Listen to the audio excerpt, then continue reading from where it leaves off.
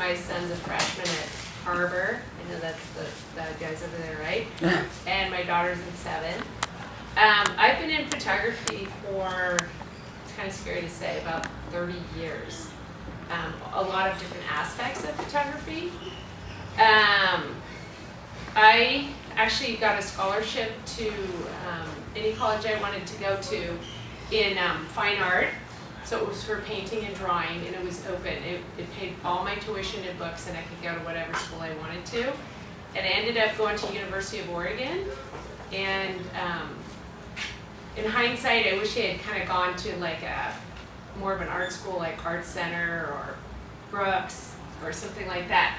But anyway, it all ended up working out great. But I graduated from Oregon, and I really had no idea what I wanted to do. And I moved to Sun Valley, Idaho, because I'm a big skier. And when I got to town, there was a very, very well-known, famous photographer who lived there. And I really wanted to work for him. And I worked in restaurants and different things, but I was constantly angling how to meet him and how I could, get in with him. And to make a long story short, he finally said to me one day, okay, you can work for me, but it's for free. And at that time we shot slides. I don't know if you guys know what slides are, but they're like little pieces of film in a little box, in a paper thing. And we would send slides out to different magazines and clients that he shot for, and they'd come back or whatever, and I'd refile them in the cabinet. And so I slowly worked my way up at his office, and he was very prolific, very, amazing photographer. So I ended up working my way up, and I would actually go on shoots with him, and there was like 5 or 6 of us that worked there, and we shot for like Coca-Cola, Ram trucks, Nike, Adidas, Eddie Bauer, Anheuser-Busch. We shot all these different ads, and I would do everything from styling to assisting him, like getting his lenses out, helping with camera gear, everything. So I worked for him for about 6 years, and then I spun off and started my own stock photo agency, and I don't know if you guys know what that is, but there's Corbis, Getty Images, iStock, and what it is like stock agencies are a place with tons and tons of images, and let's say you're doing a book for school, like Prentice Hall or one of those that publishes books for school, and you need to illustrate it with photos of the Eiffel Tower and Leaning Tower of Pisa or whatever. You would call one of our agencies and buy photos from one of these stock agencies. So I ended up starting a stock agency, and I repped about 100 photographers, and we had close to 1 million images on file. And these art directors and all these different things would call and order pictures from us. I also shot a lot of stock, mostly lifestyle, like skiing and running and hiking and biking, and people would call and like, we needed an image for Gore-Tex, or we need an image for different things, and we would sell the rights to them. So anyway, I ended up doing that. We shot film, and it was totally different then, because you guys all can shoot digital and with your cell phone. We didn't have cell phones, we didn't have anything. So a roll of film would cost like $10, and to develop it was like $12. And so when you're broke, like we were right out of college, it's like $22 to get one roll of film.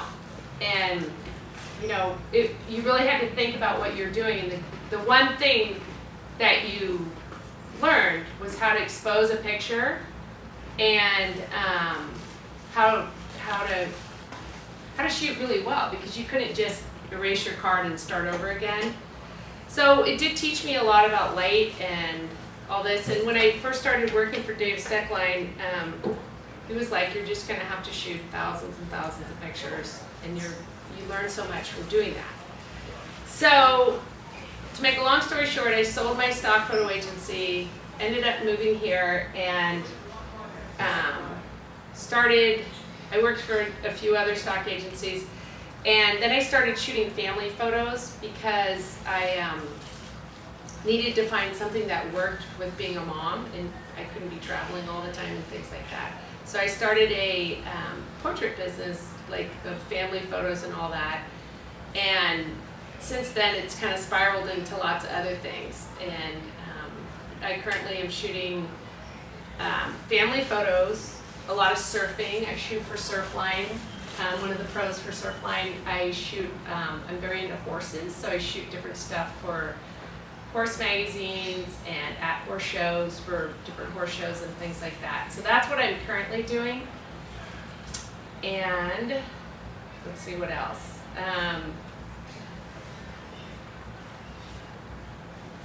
Okay, so the next thing I was going to talk about to you guys is what it's like to be a photographer.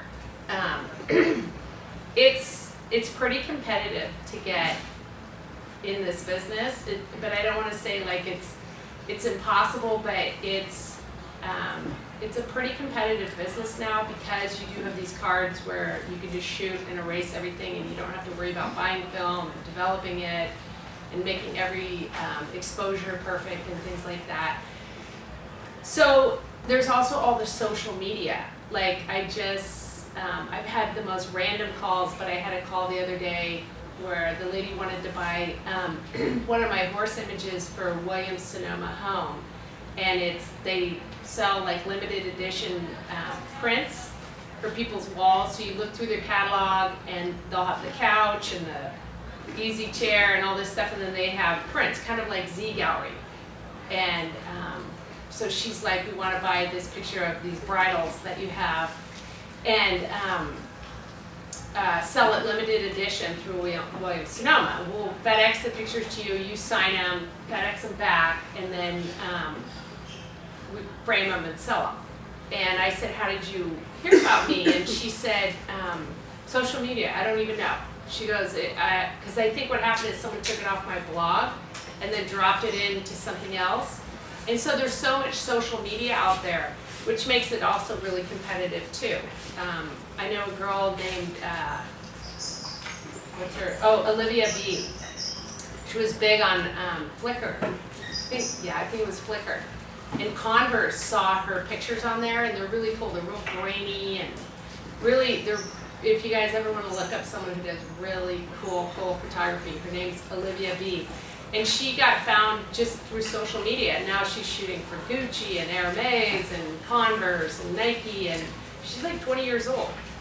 So when we were doing it, you had to advertise in a magazine, and you had to, it was, I don't think it was quite as competitive, but it was a little more expensive.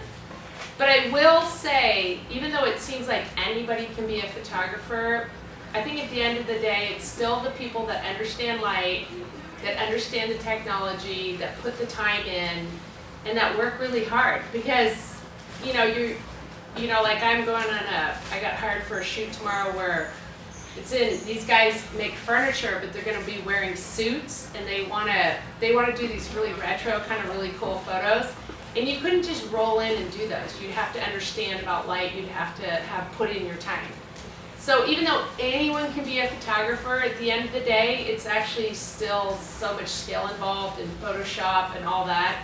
I mean, I have probably 5 guys that do different Photoshop jobs for me, and I have my favorite down to the guy who makes people look like wax that's about to melt. And then there's the ones that can touch up the photos just beautifully. So yeah, anyone can do Photoshop, but there's still a tremendous amount of skill in there. And even though anyone can shoot a photo and put it and fix it up and change things around, you can tell who shot a good picture to start with, and who knows the light and knows how to set their shutter speed and knows how to set their aperture. So anyway, and the other thing I wanted to point out to you guys is it's amazing career. It's a lot of fun. There's times when it's not fun, just like anything. There's the slogging out jobs that you don't enjoy.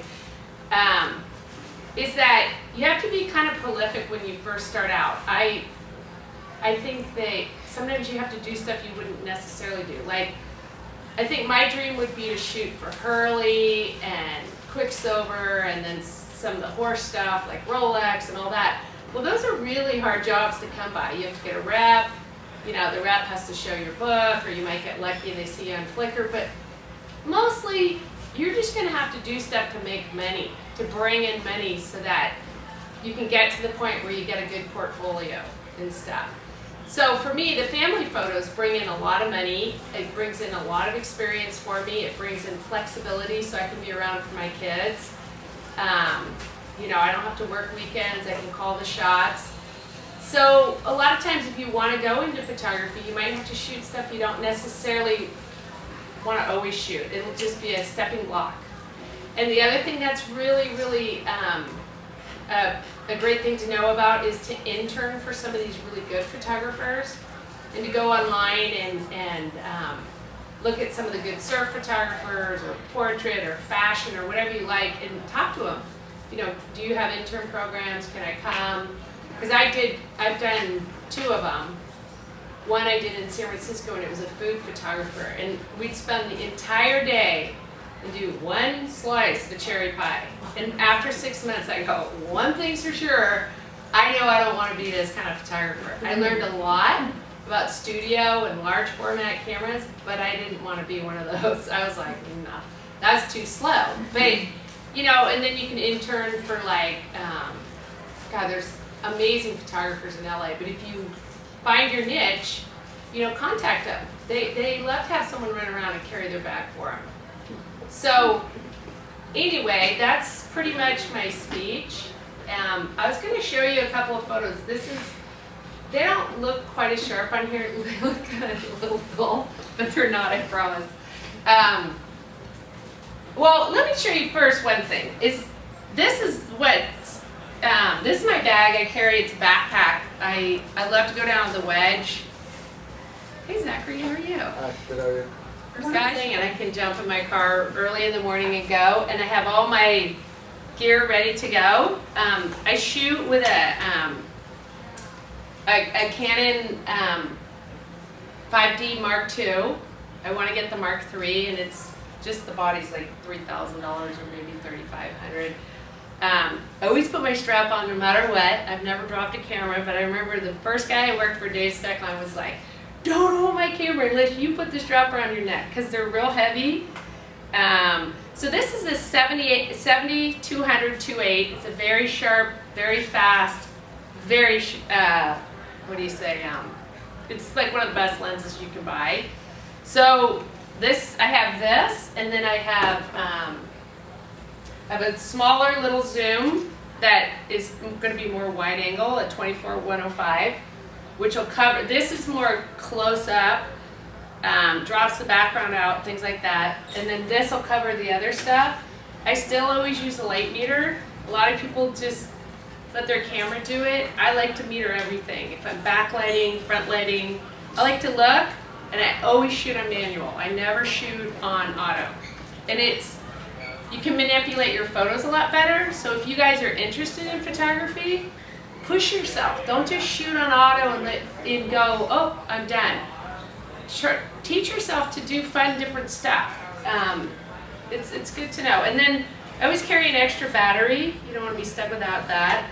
And a flash, just in case. I never shoot with a flash, but I have been caught in a few situations where I'm like, oh, I do have a flash. So I can fit everything in here. I can throw it on, and I can take off and go to the beach, or take off and go and watch the horses jump or whatever, and I got it all right there. You know, so it's just ready to go. I was going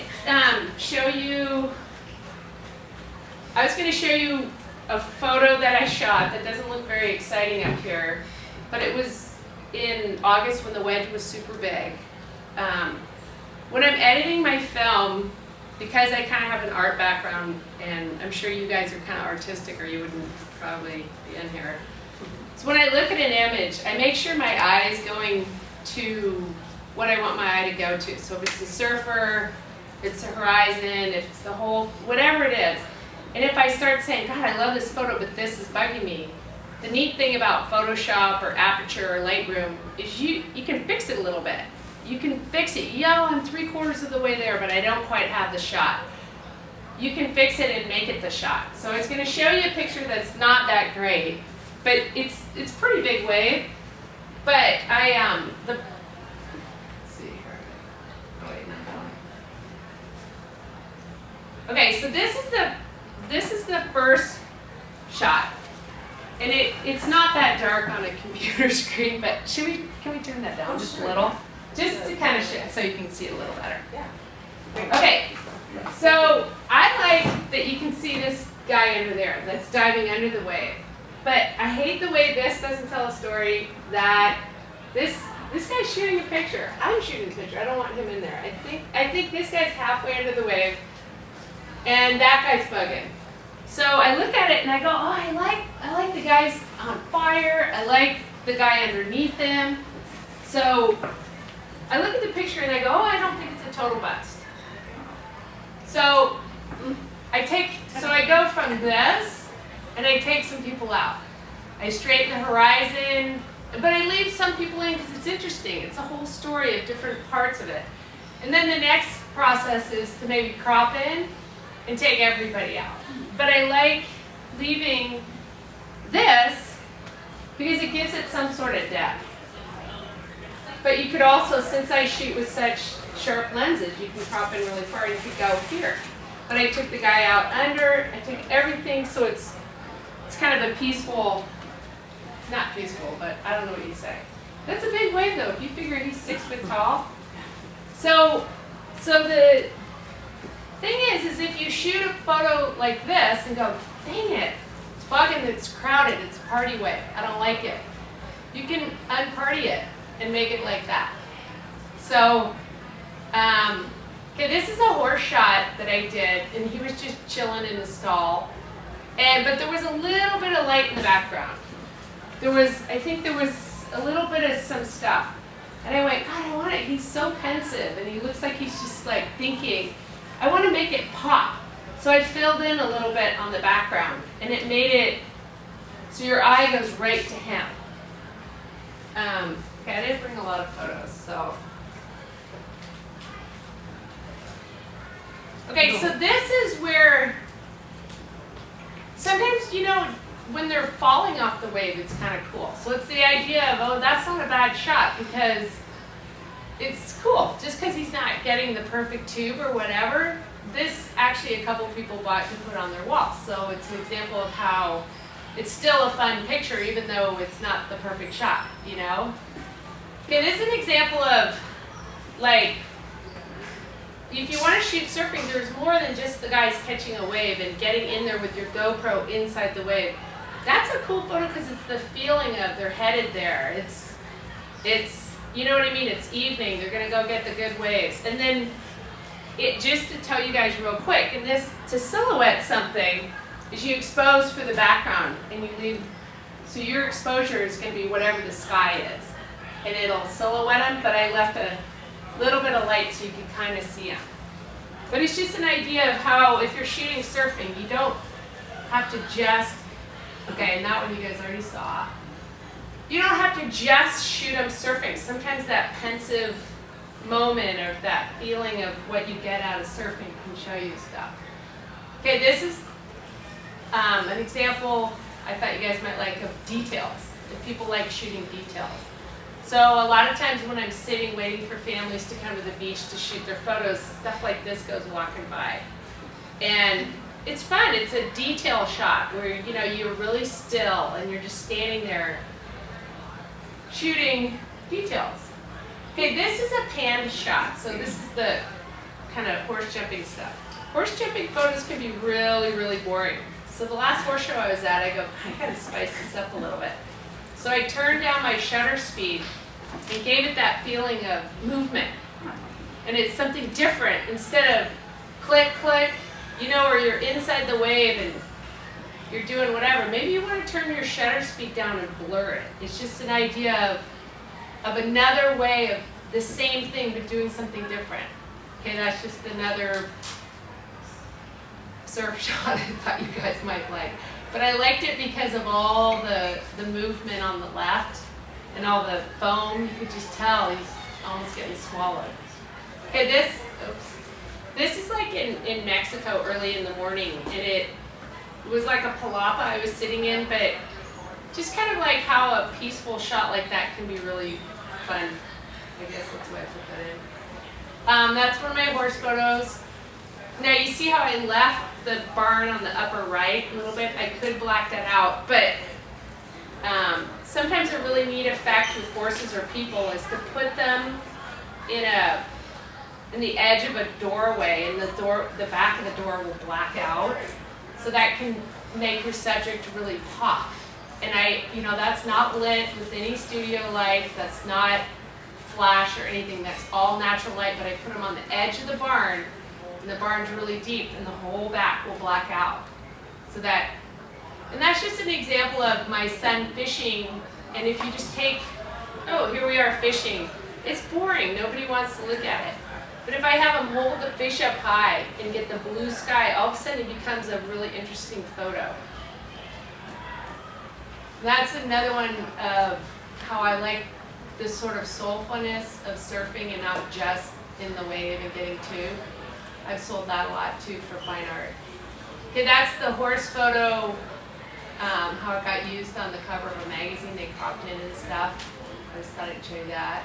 Oh, that's another horse photo, that same location. That's it. That's all I have. So,